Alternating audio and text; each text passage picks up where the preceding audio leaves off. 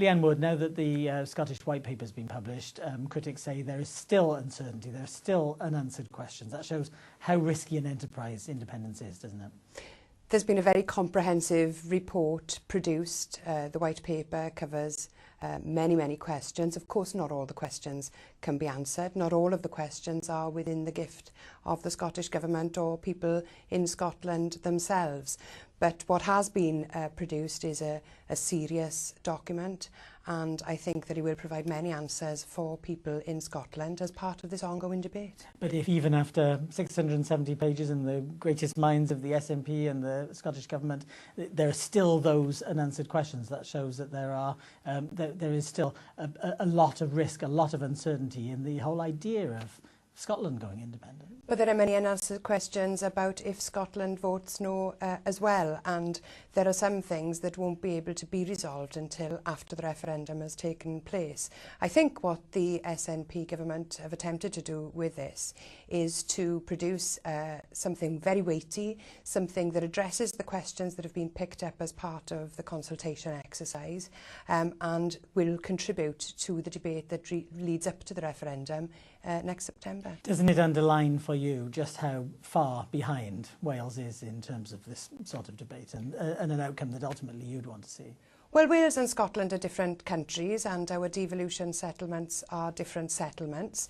But what I see in Wales is results from polls and conversations with people which tell me that there is a demand for greater powers, for an extension of our devolution settlement. Greater powers, but certainly not independence. Those same polls have been stubborn, haven't they? 9%, 10% on a good day. At this point in time, there isn't the same level of appetite to go to the ultimate aim as there is in Scotland. But things change, and things can change very quickly. But what I do see is that people are more happy with our more independent health service. For example, in Wales, there's a recognition that devolution has meant that we've gone in different directions in policy terms in some of the key areas, and the direction, for example, not to privatise the health service. A decision was taken as part of Plaid Cymru's involvement in the One Wales government to get rid of the internal market in the health service, and we can see that in England the health service is going down a very different road. And my experience of talking to people is that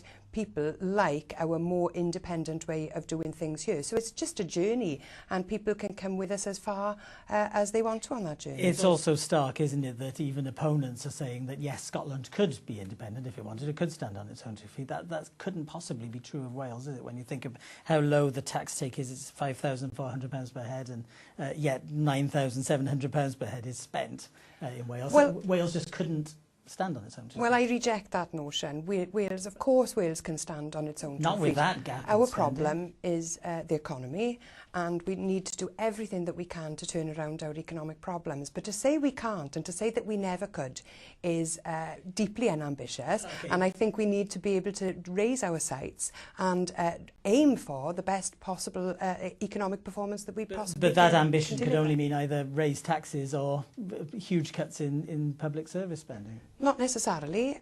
If you have powers over taxation, then that enables you to borrow, for example.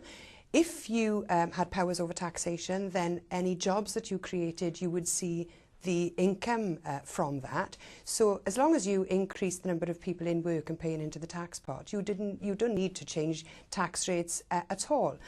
But it would be very foolish, I think, for us at this stage, years ahead of seeing powers over income tax, and there are many steps to go through before we see those, a referendum, there's this lockstep problem, to come out and say where we would cut or raise taxes. We have no idea what the Welsh economy will look like by 2020, and it's looking increasingly unlikely that we'll have those income tax powers much before that time.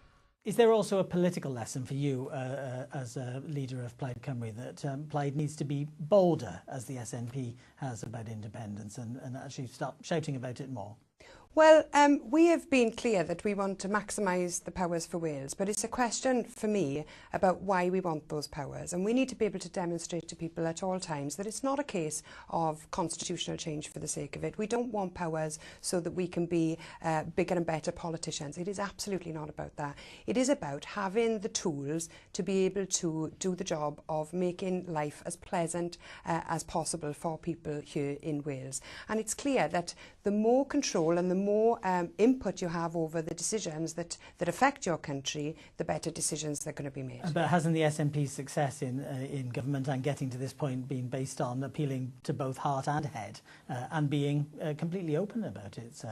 It's not called it a long-term aim or an aspiration. It's people know where the SNP have stood, isn't it? And people know where Plaid Cymru stand as well. They've been confused, haven't they, over the years, because you've had a consistent message since you've been leader, but different leaders have had different messages and people haven't been certain where Plaid stands on independence. It's true to say that Plaid Cymru has emphasised different aspects of our programme at different points in time. But I've been absolutely clear since I've become the leader of Plaid Cymru, this party's central and core aim is to achieve an independent Wales. We have a long way to go before we get there, but I see every incremental step being a journey towards that.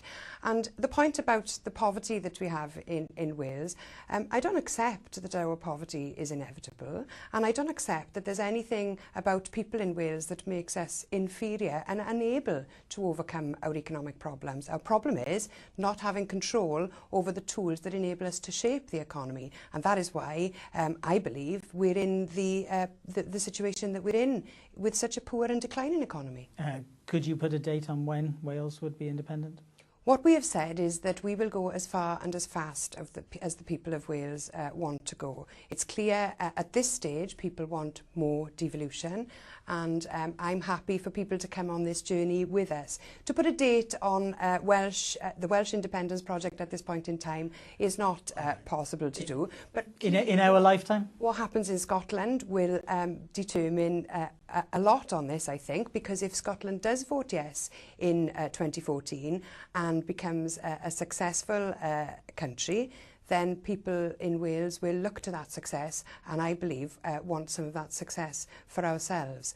And it'll be very interesting to see how things develop in Scotland and how the debate in Wales develops in parallel to that. But what's absolutely clear, after September 2014, things in the United Kingdom will not be the same again. It could be that the United Kingdom is no more. And where we go as a country within that context is something that we need to be talking about now, I think. Leanne Wood, thank you very much.